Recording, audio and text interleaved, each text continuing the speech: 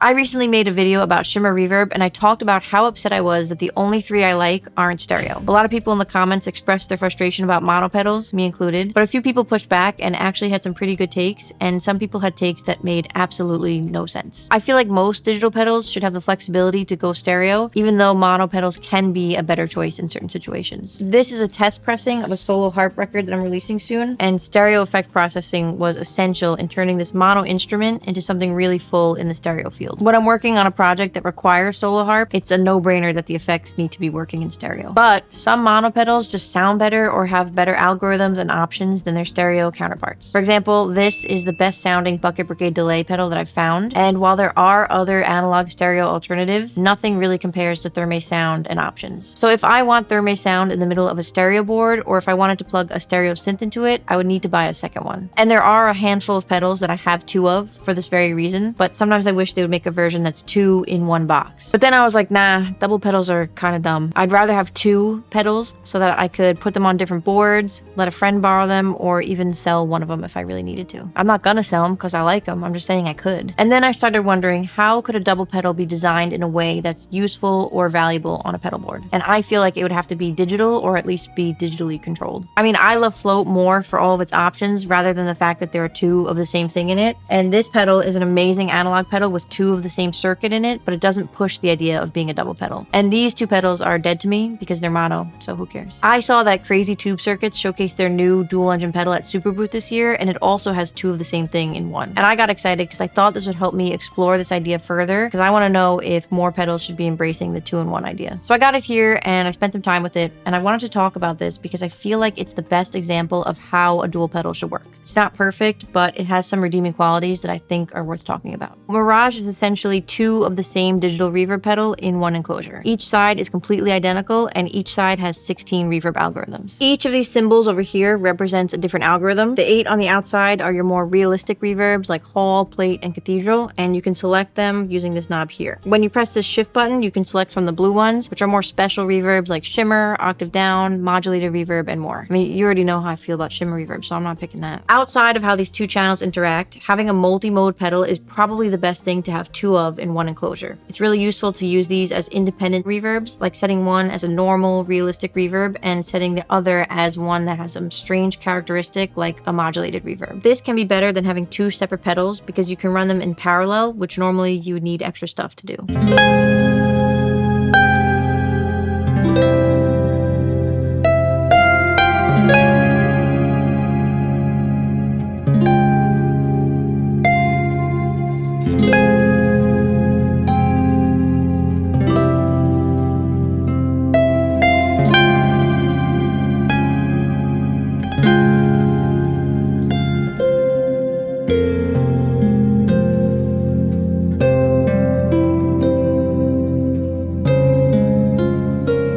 You can blend 2 strange reverbs together like octave down and modulation, and the only other pedal I know of that can blend those 2 things together is Astral Destiny.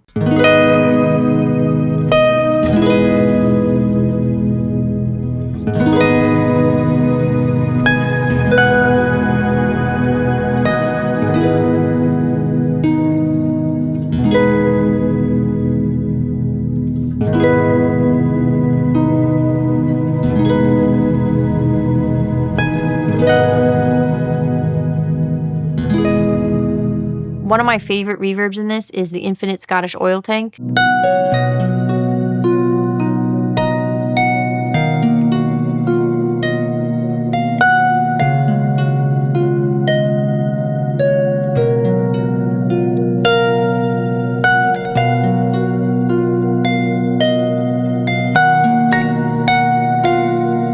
But it makes no sense to set both sides to this reverb in parallel. There are a few reasons why it's a really good idea to want 2 of the same algorithm at once, but to show you, I have to open up the back of the pedal. Inside the pedal, there are some switches that control things like trails and kill dry, and this one lets you switch from mono in, stereo out, which is what I've been using so far, to a more true stereo setup. So each reverb can have its own input.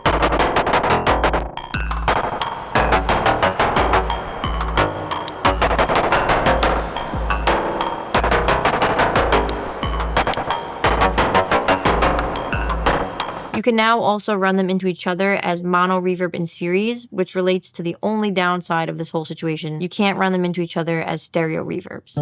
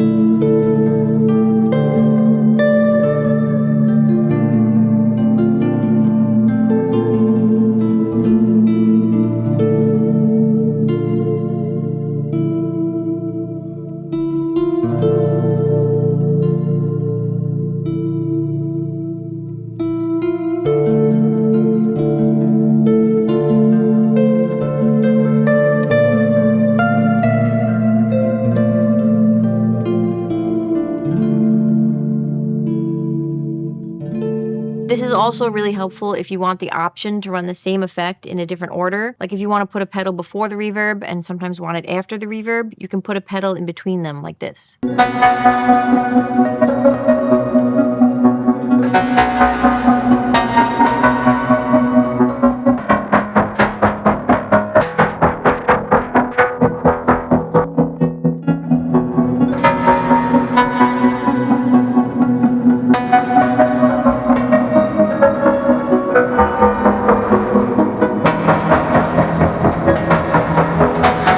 Running the reverb in series also lets you use the reverb at different points in a mono board. Let's say for some reason you wanted to put a reverb pedal at the beginning of your board and another reverb at the end of your board, you could do that. I don't know why anyone would want to do that, but I like that it's an option. You could also just run stereo pedals on a board into the same reverb on each side.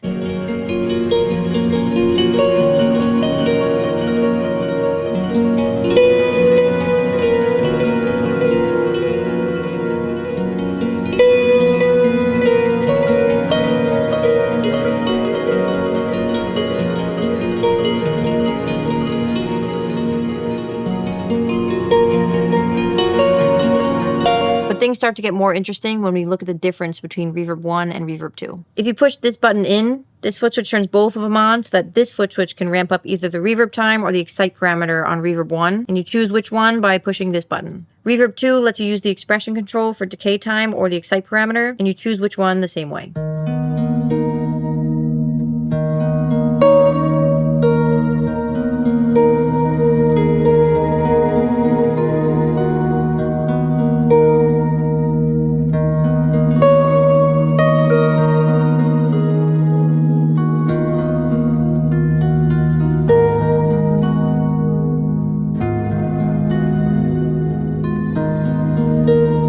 Thank you so much to Crazy Tube Circuits, and thank you for watching this video. Yeah, if you want to support the channel, you can join YouTube memberships. It's a cool thing we got going on. What do you think about double pedals now?